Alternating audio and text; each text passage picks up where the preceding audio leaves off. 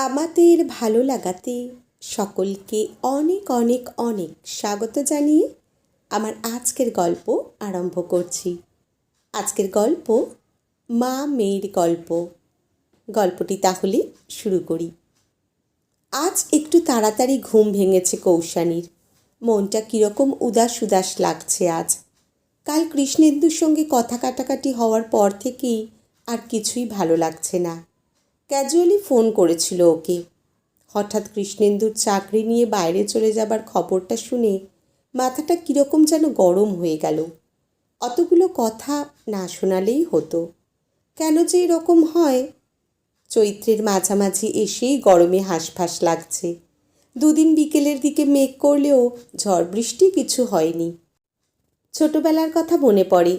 কালবৈশাখীর ঝড় উঠলেই বড়দের চোখ এড়িয়ে দিদির সঙ্গে দৌড়ে ঘোষেদের আমবাগানে গিয়ে কাঁচা আম কুড়িয়ে বিট নুন দিয়ে খাওয়ার যে কী আনন্দ!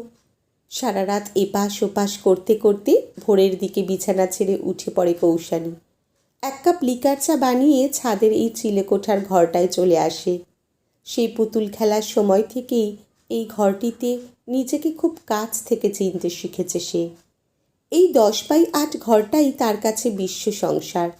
মন খারাপ হলে, বন্ধুদের সাথে ঝগড়া হলে, চুরি করে আচার খেয়ে ধরা পড়ে বকুনি খেলে, নাচের ক্লাসে স্টেপ মিস হলে সে এই ঘরে চলে আসে। নিজের সঙ্গে পুরনো পুতুলগুলোর সঙ্গে কথা বলে। ধীরে ধীরে মন খারাপ ভাবটা কেটে যায়। কিন্তু আজ যেন কিছুতেই মনের গুমোট ভাবটা কাটতে চাইছে না। বালতির আওয়াজ শুনে চমকে ওঠে কৌশানী। দেখে মা কাঁচা জামা কাপড় ছাদে মেলতে এসেছে। এই মা হলো তার জীবনের সবচেয়ে ভালো বন্ধু। না বলতেই মনের কথাগুলো কীরকম যেন বুঝে যায়, কিন্তু নিজে থেকে না বললে জোর করে না। মা, কিছু বলবি? আমার কাছে একটু বসবে? এখন কি আমার বসবার সময় আছে? কত কাজ। গ্যাসে ভাত বসিয়ে এসেছি। তোর বাবা বাজার থেকে ফিরলেই তাড়াতাড়ি রান্না চাপাতে হবে। তিনি আবার খেয়ে অফিস যাবেন। তবুও একটুখানি বসো না মা। বুঝেছি মন খারাপ, সেটা তোর এই ঘরে বসে থাকা থেকেই বুঝেছি। ঘরে এসে কৌশানীর পাশে বসেন বিশাখা দেবী। দেখলেই বোঝা যায় কম বয়সে ডার্ক সাইডে সুন্দরী ছিলেন। বয়স ওনার শরীরের লাবণ্য খুব বেশি হরণ করতে পারেনি। শুধু রগের দুপাশের চুলে হালকা রূপলি ছোঁয়া। শান্তিনিকেতন থেকে বেড়ে ওঠা।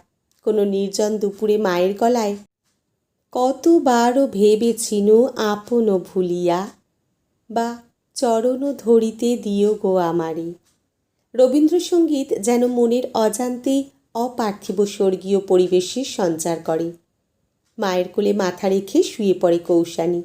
বিশাখা দেবী মেয়ের চুলে বিলি কাঠ কেটে দিতে থাকেন। ধীরে ধীরে মনের গুমোট ভাবটা কেটে যেতে থাকে কৌশানীর। সত্যি মন ভালো করবার কি যেন আশ্চর্য সঞ্জীবনী আছে মায়ের হাতে। মা, আমার বয়সে তোমার মুড অফ হতো? সেটা আবার কি জিনিস রে? ধ্যাত, এই যেমন আমার হয়, কিছুই ভালো লাগে না। না, আমাদের এত সময় ছিল না। বিশ্বভারতীতে পড়ার সময় ভোরবেলা উঠে সাইকেল চালিয়ে শান্তিনিকেতনে সঙ্গীত ভবনে আসতাম। তুমি শান্তিনিকেতনে থাকতে না? না, আমি শ্রীনিকেতনে আনন্দ সদন নামে একটা মেয়েদের হস্টেলে থাকতাম।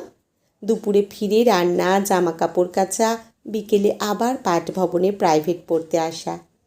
শান্তিনিকেতন তো শুনেছি খুব সুন্দর জায়গা। ঘুরতে না? ক্লাস না থাকলে বন্ধুরা মিলে উদয়ন, শ্যামলী, উত্তরায়ণ, উদীচী প্রভৃতি ভবনগুলোতে ঘুরে বেড়াতাম। জানিস, বিশ্বভারতীর ক্যাম্পাসে দ্বিজেন্দ্রকুঞ্জে একবার বর্ষামঙ্গল বা চিত্রাঙ্গদা কিসের জন্য যেন গানের রিহার্সাল চলছে। হঠাৎ কি যেন বলল, মোহর্দি আসছে। মোহর্দি মানে কণিকা বন্দ্যোপাধ্যায়। উনি তোমাদের গান শেখাতেন? না, ওনার কাছে গান শেখার সুযোগ হয়নি। উনি ছিলেন সঙ্গীত ভবনের অধ্যক্ষ। মাঝে মাঝে কোনো অনুষ্ঠানের প্রস্তুতির সময় ওনাকে দেখেছি।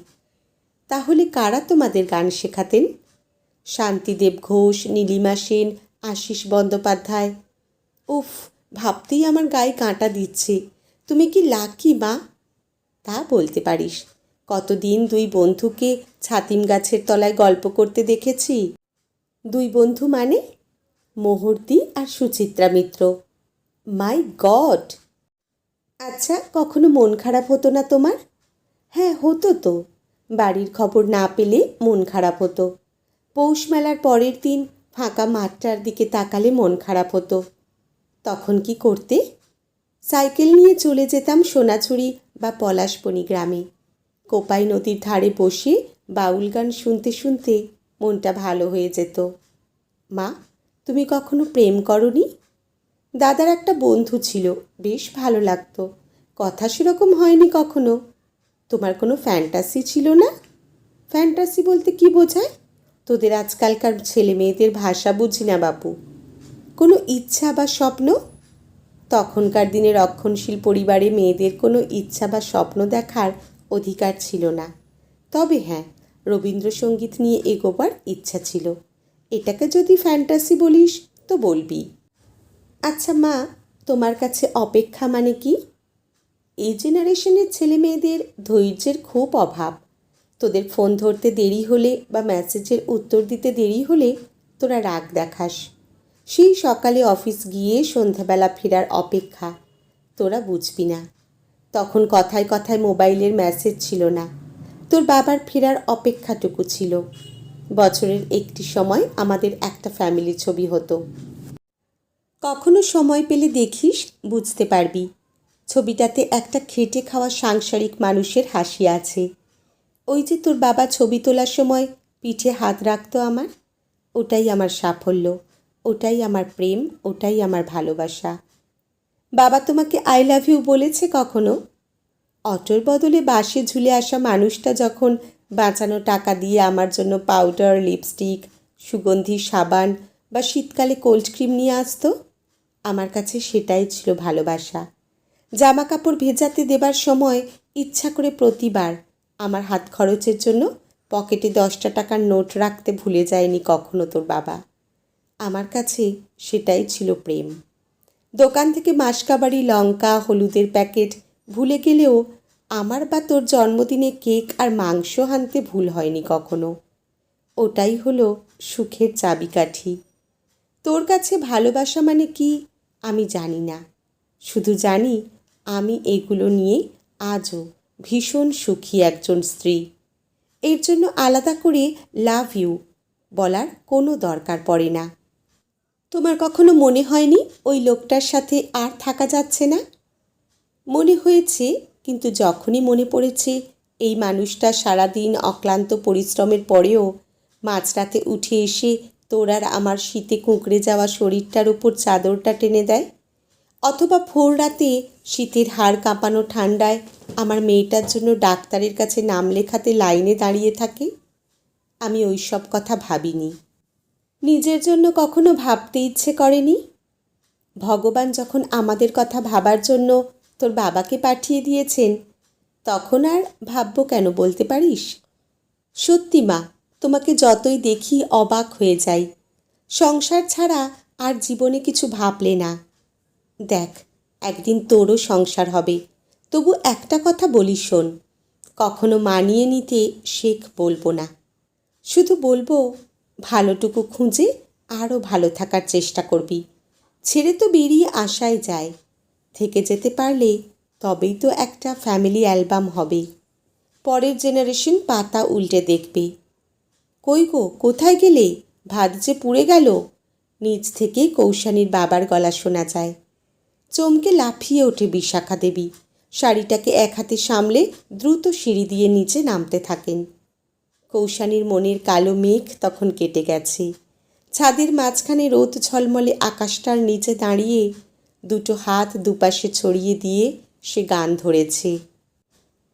নীল দিগন্তে ওই ফুলের আগুন লাগলো লাগলো। আজকের গল্প এখানেই সমাপ্ত। কলমে প্রশান্ত মল্লিক, পাঠে জয়তী। ধন্যবাদ।